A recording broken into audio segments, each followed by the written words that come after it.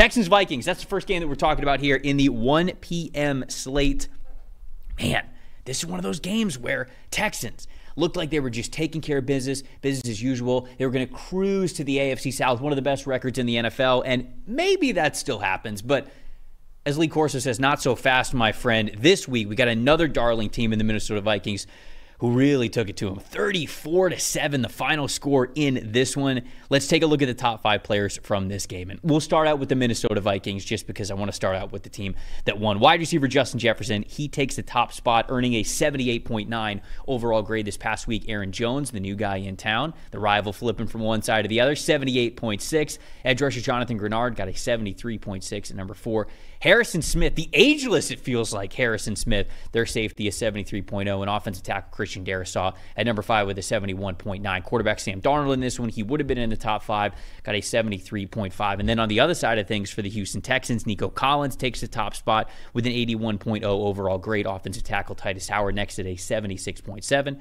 Running back Cam Akers at a 72.2. Wide receiver Stephon Diggs, 72.1. Edge rusher Will Anderson with a 72.1 as well. Quarterback C.J. Stroud, I believe his worst game of the season, of this young season yet, 64.6 overall grade in this one. Dalton, what was your stat that told the story here with this blowout that I don't think a lot of people thought was going to be a blowout? And if they did, they thought it would be on the other side of things. What do you think? So we kind of already knew the Vikings offense was rolling, right? And they put up 34 points against a good defense, which is obviously a really good number. But I think even, especially with some of the injuries they had, right? Mekhi Blackmon's out for the year. Ivan Pace was out for this game. But Brian Flores just keeps finding defense. And to only play Houston and give up 7 points is incredible. That's an incredible effort by their defense. Couple of turnovers. And I think Brian Flores mixing up these looks on all these young quarterbacks. There's so many quarterbacks right now in their mid to early 20s, and maybe they just haven't seen the full gauntlet for years and years, like guys like Tom Brady and Aaron Rodgers and all these guys did, where they're just football savants, right? And obviously, I'm not saying C.J. Stroud's not a smart quarterback, but there's things Brian Flores threw at him, just like Brock Purdy last week, that they just haven't seen before. It's weird. He runs his defense, I should say, different than anybody else, and the Vikings blitzed on 64.2% of Houston's plays, run or pass, and you can see it in the Texans' grade, not just Stroud, but all over the place. The Texans' grade when the Vikings didn't blitz as an offense was 76.5, and when they did was 64.6. So as he just kept laying on the gas and they just kept holding him to 7 points and holding him down, and the Vikings had a lead and he could just keep staying aggressive because they had a lead, you saw the same exact thing from the Texans that you saw from the 49ers last week. And it wasn't necessarily always that they got to Stroud or they racked up sacks, but he was clearly just uncomfortable and thinking about it or even rushing it a bit. You could see Stroud playing at a slightly more frenetic pace than he usually does. Usually he's so calm back there, and he's got such a good idea of the timing, even throws where he's about to be hit. We saw against the Bears last week how he's so good improvising,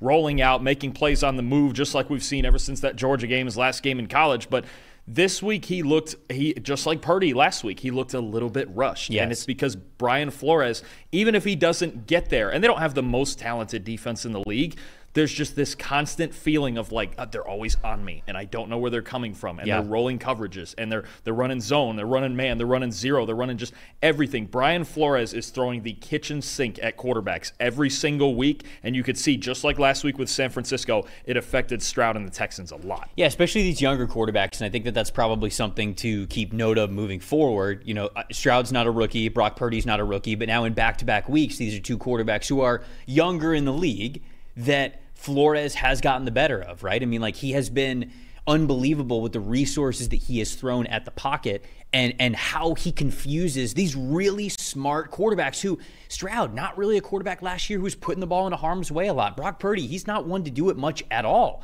And Flores just continued to have these guys, the famous Sam Darnold line, seeing ghosts. And that's what it felt like, is that even when the pocket was clean, they didn't act like the pocket was clean, or they weren't as confident as they normally are. So shout out to Brian Flores. As Brock Purdy said last week, scheme is crazy, man. And it is. And I think that we're seeing them really dial it up against these younger quarterbacks. So as we kind of talk about, like, okay, we'll look at, spreads and, okay, like which team we think is going to win each week. Brian Flores against a quarterback that has been in the league less than 3 years.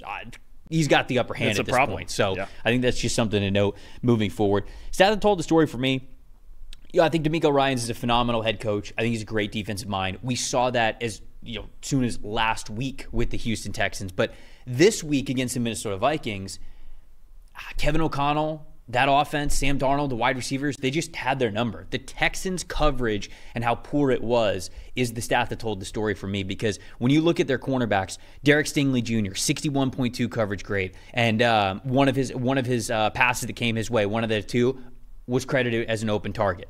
Kamari Laster, 54.5 coverage grade, 4 open targets when he was the closest defender there. Jalen Petrie, 33.4 coverage grade, 5 open targets throughout this game. So it wasn't just that, okay, they weren't getting their hands on the football as much.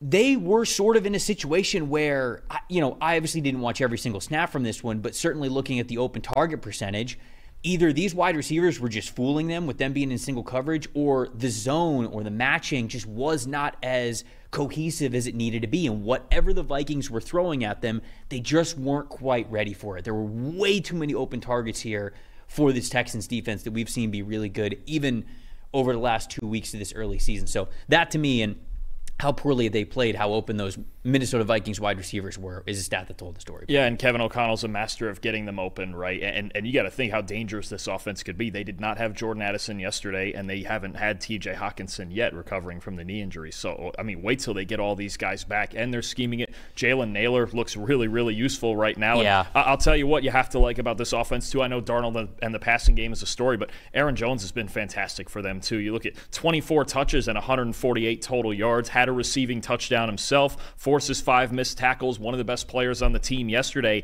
Them having balance behind what is a good offensive line. You look at all of the tools now with Jones coming in there as an improvement from anything they had at running back last year. Now, this is a completely loaded offense that if you have now Jordan Addison getting back soon and TJ Hawkinson coming back soon, with Jefferson, maybe the best receiver in football, with Jalen Naylor, they got Johnny Munt catching touchdowns, they've got Ty Chandler behind Jones. They're absolutely loaded. They got a great pair of tackles.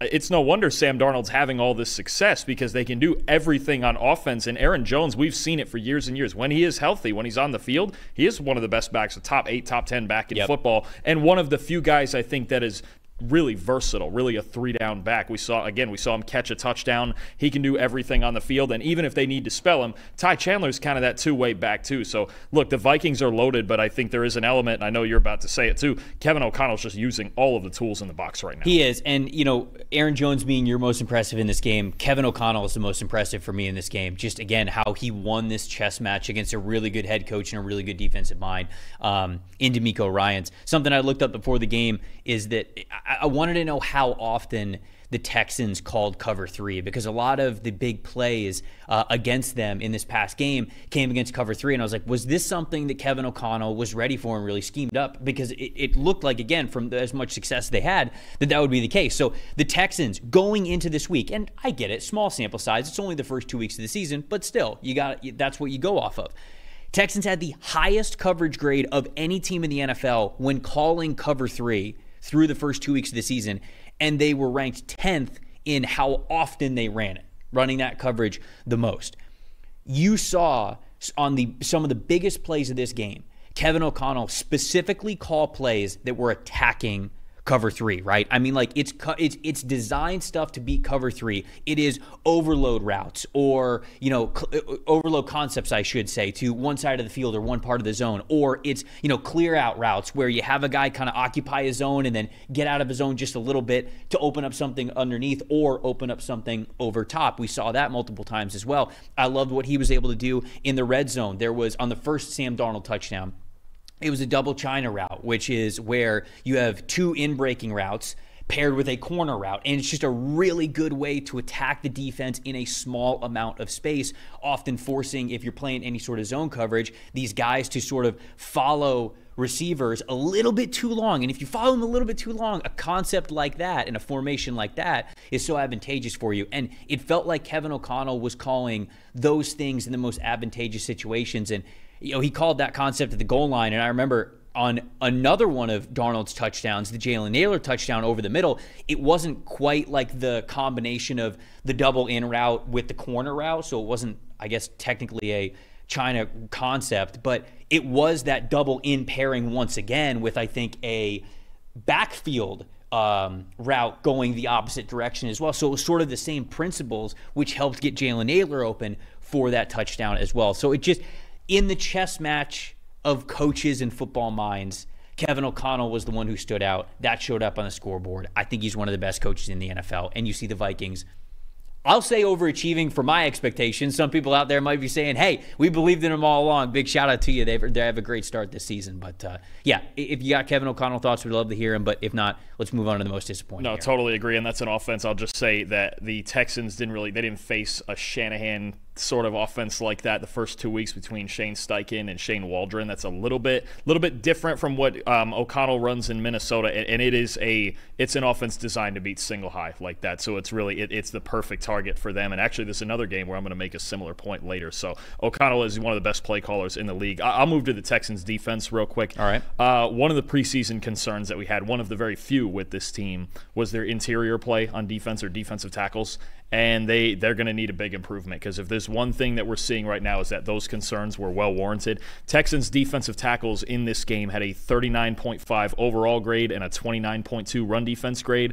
Guys like Khalil Davis and Foley Fadukasi and Mario Edwards, it's a struggle right now on the inside. You can tell that they're missing a star interior player. They loaded up on the edge. You've got Hunter and Anderson. They're really good in the secondary, but this is the one spot. I think, again, Aaron Jones having a big day. I believe it was 124 rushing yards.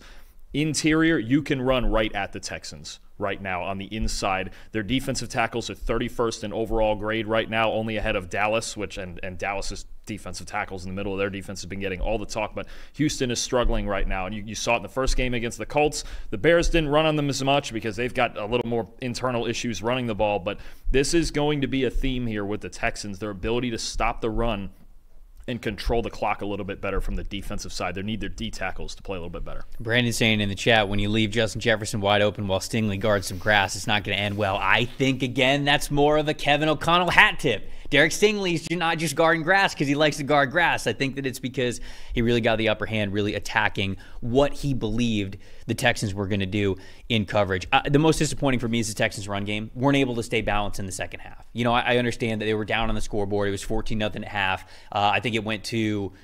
Oh, did it go to 14-7? No, it must have gone 21-0 and then 21-7, and then it kind of became a runaway there. But only 2 rushing attempts in the second half for the Houston Texans. It's just not a formula to win. You've got to be able to stay more balanced than that, even when you're down on the scoreboard.